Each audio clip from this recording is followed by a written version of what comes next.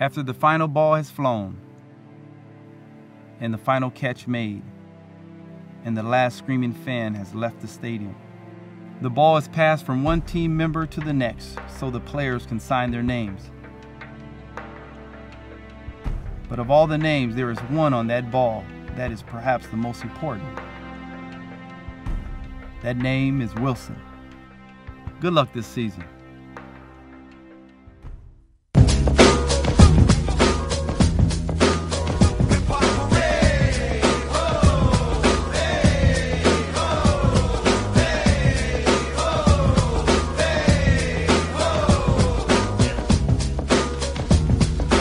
Welcome back inside the Quest for the Cup.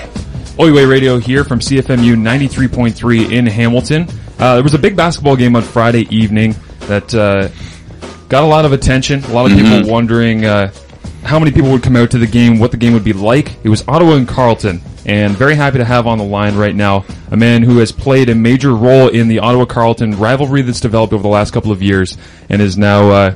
I don't want to say licking his wounds, but maybe looking forward to the next time that they get to play. I want to bring in Johnny B. Johnny, how are you this morning?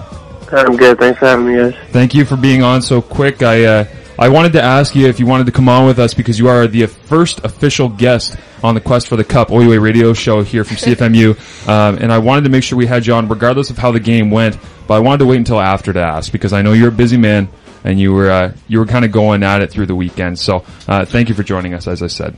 No problem. I want you to say your name to correct everyone who's ever said your name on any broadcast so that I can just clip this and play it back as something for everyone to learn from. So if you could clearly pronounce your name. Johnny Berhanemeskel. Johnny Berhanemeskel. There we go. We've solved the dilemma. The CIS once and for all. The CIS no longer has the issue. Johnny, I'm joined in studio by Amanda Weldon and Scott Hasty as well, a couple of my co-hosts here. It's your first loss of the OUA season, 34 minutes, typical. Oh, Johnny get dropped? Johnny, come back! Johnny, no! I think Johnny just maybe had another phone call come in. He just didn't want to answer the first question. All the niceties were gone. And then, he just drops off the edge of the world. That's how it goes. That's okay. Scott, tell us a little bit about what Capital Hoops Classic is and why it exists, why it's a thing. While I get Johnny back on the line for me. Yeah, it's this event that happens at the Canadian Tire Center between the two. I mean, there's a video the OUA put out with the head coach of the Ottawa Gee Gees, James DeRuin, and it's a good piece. It says, in Ottawa, you kind of take a side. You're not really a spectator to the Ottawa-Carleton rivalry. You are a fan of one of the teams. So, it's an event that kind of is supposed to draw in OUA and CIS Hoops fans. And, I mean, there's no arguing. It definitely does that. In the Canadian Tire Center, they've got a lot of room for people, and this year with 10,000 people, it's a lot of people watching two highly talented basketball teams go at it. So, let's get our first question in for Johnny before the phone decides to drop out on us again. Sorry about that, John. The thing that I have always loved about your game, and I spoke to you earlier this regular season, is your aggression in every single moment. The start of the game, I was watching it, and I look back, and it was kind of an up-and-down start. I believe Caleb Agata got called for a charge on the first possession, and then you come down on the second or third possession and just decide to absolutely go to town. I forget who was defending you, but you just went straight at them, and I love that about your game. Where does that aggression and that kind of, I don't want to say anger, but just the will to score in any situation come from? Well, going into the game, we kind of we knew there was a couple things that they were going to do defensively, and depending on what they did, we knew where we wanted to attack, and they ended up doing something that it was in favor for me to attack at that possession to start the game. And not having Caleb on the floor means everyone had to be a little bit more aggressive, and guys had to step up a little bit. So I don't know. I don't want to say that it was up to me and wanting me to just take over the game more. So just kind of reading the game, and I mean, I think I had a favorable matchup that time down the floor, but if it was a different case and someone else had to be aggressive, that's perfectly fine as well. You get a lot of switches off ball screens, and I can see your eyes light up as soon as you get a big man switched onto you, and I think that might be the situation you're talking about, right, where they decided to try and roll somebody over the top to you, and as soon as you see a defender on you that you don't have any respect for, you just kind of head for the rim? Not so much not respect, but... Well, let's be real, Johnny. I wanted to ask you too about secondary scoring. As a guy who has led this Ottawa basketball team after being kind of a walk-on and fighting your way up through the not only OUA but CIS ranks and getting your own respect, do you ever worry about secondary scoring? Because you had 28 on Friday, 10 for 17, like I said, and then the other starters for you had 11, 10, 8, and 6. Like, there's not a ton of balance, and that's not necessarily a question of your ability to lead those guys in any way, because I know a lot of the time, the workload might fall to you just based on availability situation otherwise, but do you ever worry about trying to, not involve everyone else like Kobe Bryant, who just doesn't pass the ball? Because I know you're a great passer as well, but what do you think about secondary scoring and how it affects your team's game plan? I think it's huge, and to be honest, like, Caleb kind of got, I'm not going to say screwed over, but it would have been nicer to have him in the game for more. Right. Those 2 early fouls, right? Yeah, he's used to playing over 25 plus minutes, and it's hard to find your rhythm when that happens, but I mean, something that we'll look at for sure and see how we can get guys involved, and whether that's me taking less shots or seeing if there's other places where we can attack on the floor that will keep the offense, stagnant at times, and a little bit more movement will probably make us a little bit more of a threat, to be honest. Right. Johnny, when you're playing in a situation like this, like there's so many people there, so many people watching, it's a passionate game. How does that affect your game, or does it not at all? Are you just kind of zoned in on what's happening? I mean, it's special, and being a part of something like that was so special in front of family and friends, and the amount of support that we've gotten is huge, and you kind of just got to embrace it, and you got to love it, because you might not ever play in front of a crowd like that ever again, to be honest. So, I mean, we kind of just soaked it in, and it's a little bit nerve-wracking, but once the ball goes up, you kind of just try to zone everyone out and just play your same game. I don't know. I've heard about some pretty crazy games at the YMCA in Ottawa where there's 10,000 that come out. Yeah, that gets heated too. How many points do you drop in a YMCA game in the summer when you're bored? Not so much. I get locked up. Lockdown defenders at the Y. It's the overweight white guy with the thick headband from the 80s and the high socks. He locks you down. Glasses, goggles. You've played Carleton so many times in your career, and you've gone through the battles, the ups and the downs. Every year it's become kind of the saga of CIS and OUA basketball. How much film work goes into a team that you know so well? Hours and hours and hours. Still, even though you know them so well, eh?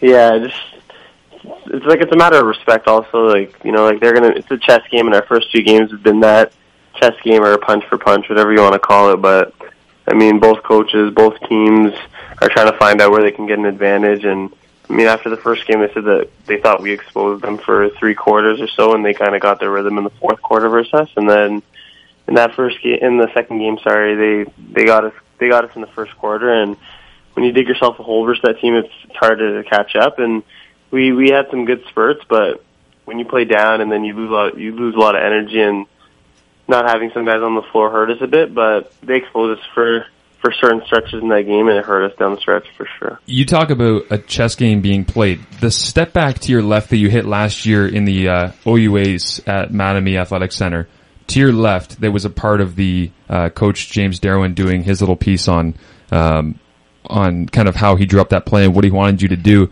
In the first game that you played this year against Carleton, it looked like you went to the same step back to the left, and you stepped through and hit the game-winning shot coming through. Was that part of the chess game where you thought that Tommy Scrub might know your best available move one-on-one, and you decided to play off of that tendency and step through, or was that just a heat-of-the-moment kind of thing?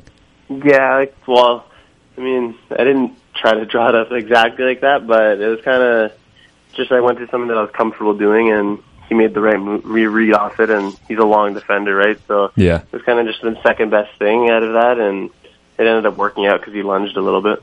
Does it bother you at all that people aren't shocked that Carleton won the game on Friday? Because that's been the general perception throughout Twitter and whatnot was, ho-hum, Carleton gets another win in the Capital Hoops Classic. But the reality is you beat them earlier in the year. You're the number 1 team going into that game. And people tend to see it as, oh, it's just, Carleton won. But no, it's a number 1 losing to a number 2. And when you did that earlier in the season, it was a massive deal. Now that was based on history perhaps more than anything else. Yeah. But do you take that as slight at all, that people just kind of assume how that matchup is going to go?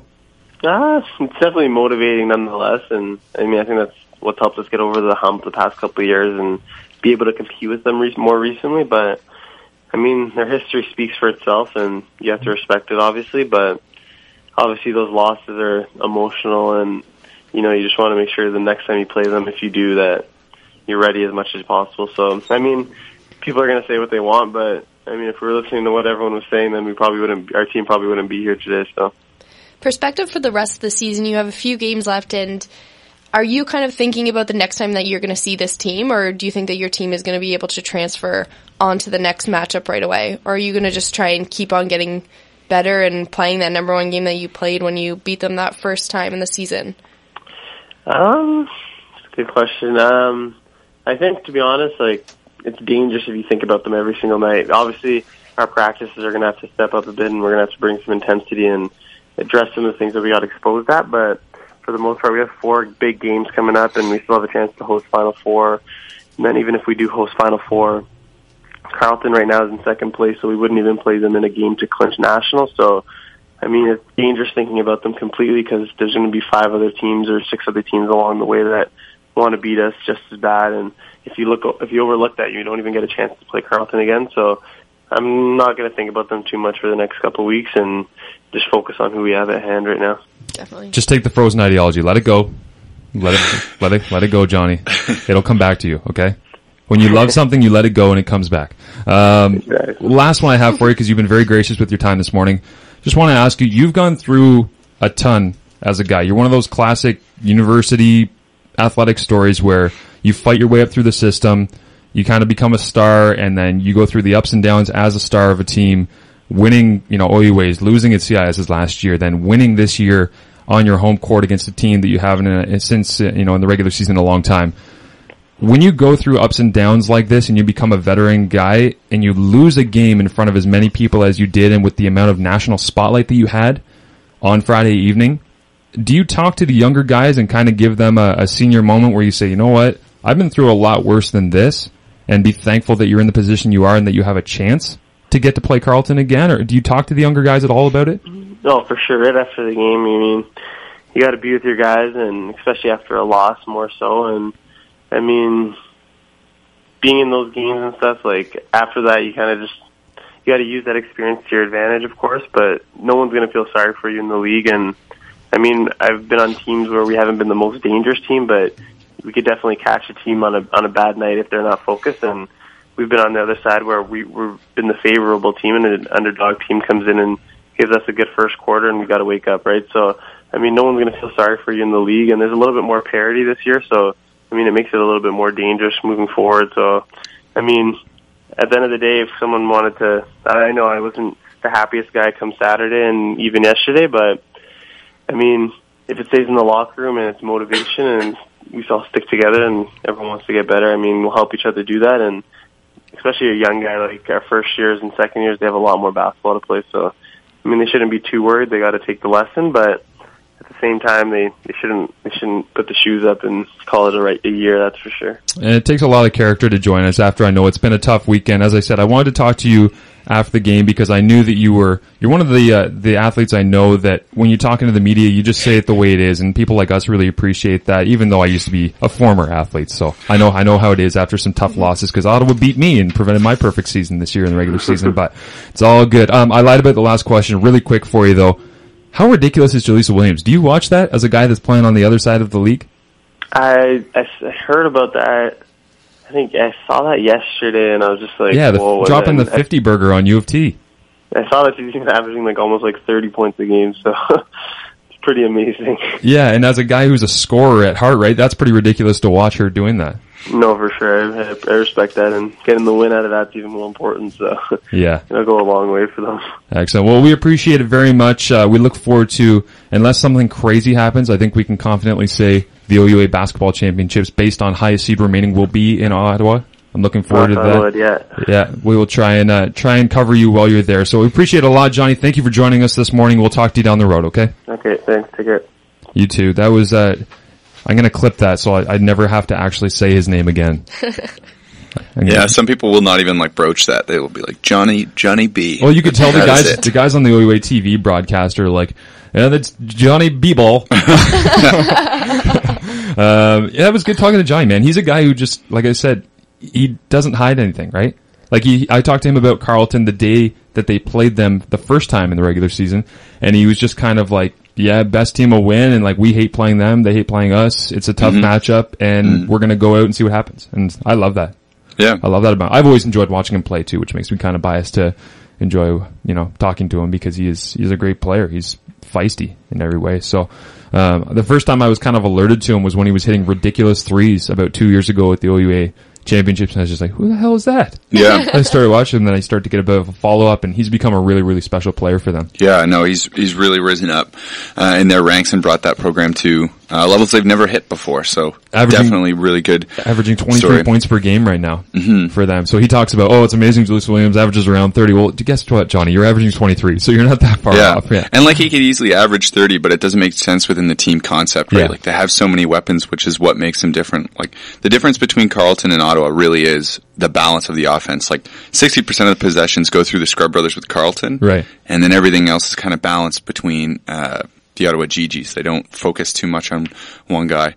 It's not a knock on either program. It's just a stylistic thing, but they're definitely contrasting styles, and that's what makes their game so interesting. That's why I asked about that secondary scoring, right? Because it's something that you have to look at for them. Let's talk about too, because we are not the Hamilton Spectator. We actually cover women's athletics. Ottawa 46, Carleton 40 in the women's game. Ottawa leading scorer Kelly Ring with 15, Carleton leading scorer Stephanie Carr with 15 as well. The Ravens won the annual Crosstown Grudge match in its first 4 years, from 2008 to 2011. No team had won it twice in a row since. You can tell this is just a really hard-fought game. Like, this is a low-scoring game. Yeah, and it's part of it is because of that dome atmosphere, right? Like, I was at the CIS Final 8 last year, which were at the Canadian Tire Center, and like, it's kind of hard to shoot there because you don't shoot in arenas that big. Oh, damn it, that was a question I meant to ask him. There's so much room from the baseline in the environment, right? There's no wall to judge here. And then I think, unfortunately, there would have been more people for the men's game than the women's game. Right. So people can help kind of bridge that depth gap, but I don't know that for sure. I didn't play at this level, but this is what I'm told after I've talked with people. But they...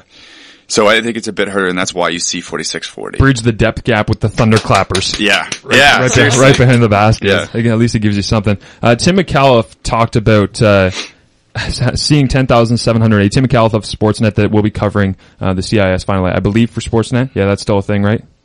Yeah, they're covering the CS Championship for Super Championship weekend. Yes. No longer covering the OUA Championships, but that's just to clear things up. Yeah, for sure. That's good. That's why I have you here, Scott, because otherwise I would just be saying things that we have no basis on. Yeah, it's okay, man. No knowledge on. He talked on Twitter a little bit about it. He said it's great to see rivalry between Ottawa and Carleton. 79-66 was the final for Carleton. So over 10,000 on hand for the last two Capital Hoops Classics.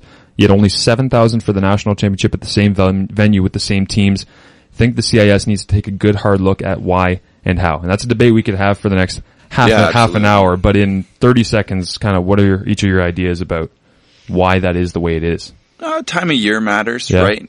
It may be a bit of, at the end, the CIS championship, while it means maybe more to us as people who are in the thick of this, covering it, living it, stuff like that, but maybe to the casual observer, this Friday game is getting turned up with your buddies, getting on a bus, and then going and screaming at a bunch of people you don't know, and getting turned up in Canada. Yeah, and that's what it is, right? Like it's a bit more of a party thing, and then the championship last year is kind of like a different atmosphere. It's during the middle of an afternoon, so.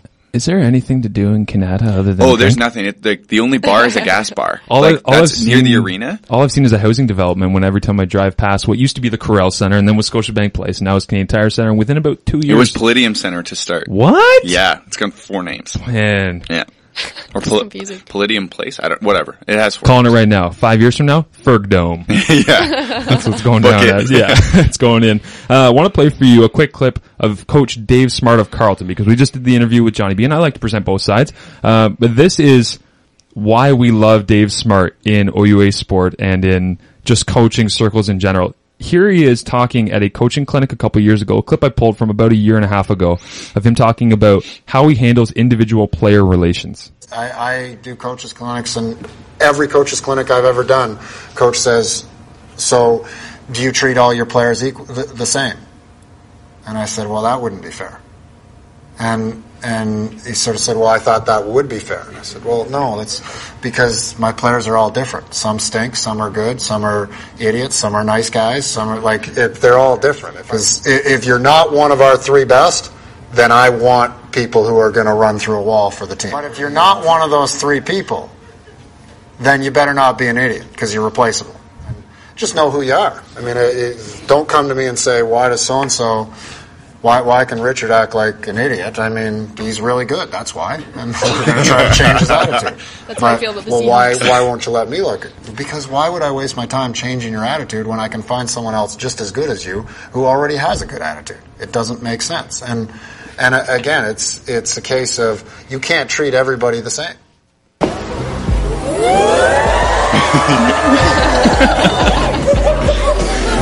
Dave Smart in the face. I love him. It sounds harsh, but it's so true. It's so true. I was going to say two athletes, and I spent some time around coaching circles. Why would you? It's simple. It's like a job. Why would you? If you're a grandparent listening to this show right now, you're going, that Dave Smart is such an awful man. But if you actually think about it in coaching terms, you're going, damn, he makes a lot of sense. Yeah, even employability. If you're average, if you're replacement level, don't act like an idiot because I'm going to replace you. Yeah, it's really simple, and I don't know why sport would be different. Yeah, I can attest to the fact that when you don't have much skill and you're not willing to run through a wall, your basketball career is over.